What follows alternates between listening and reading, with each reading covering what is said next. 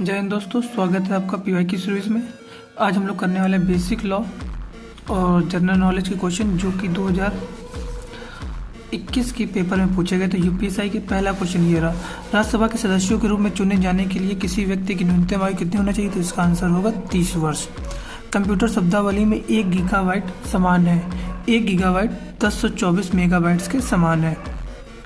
Code लेखन अनुवाद के लिए, स्टोग्राफी श्रुति लेखन के लिए, कोड लेखन संदेश सामग्री आवरण के लिए, स्टोग्राफी श्रुति लेख के लिए, और कोड लेखन संदेश सामग्री आवरण के लिए, स्टेग्राफी स्वयं सादेश अस्तित्व को छापने के लिए है। तो इसका करेक्ट ऑप्शन हो जाएगा ऑप्शन नंबर सी, कोड लेखन संदेश सामग्री आवरण के लिए, स्टोग्राफी स्वयं संदेश को अस्तित्व में छापने के लिए।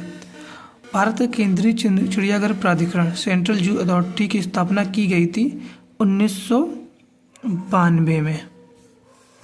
सीआरपीसी की धारा के अनुसार एक थाने के प्रभारी अधिकारी का कर्तव्य मौखिक रूप से दी गई प्रत्येक जानकारी के रिकॉर्ड रखना तथा एफआईआर तैयार करना है।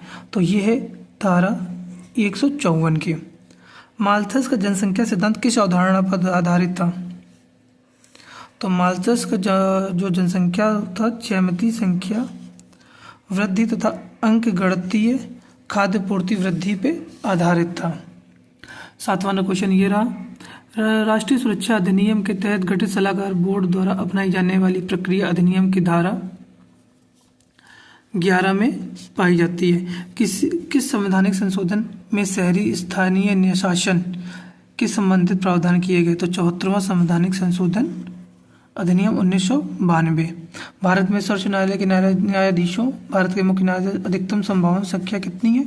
तो 34 है। पृथ्वी के क्षोभ मंडल में सबसे प्रचुर गैस कौन सी है? तो नाइट्रोजन है। और 11वां क्वेश्चन ये रहा, भारत के संविधान का कौन सा अनुच्छेद बिना हथियार के शांतिपूर्ण रूप से एकत्रित होने का अधिकार देता है? तो इसका आंसर होगा 19 का A.B।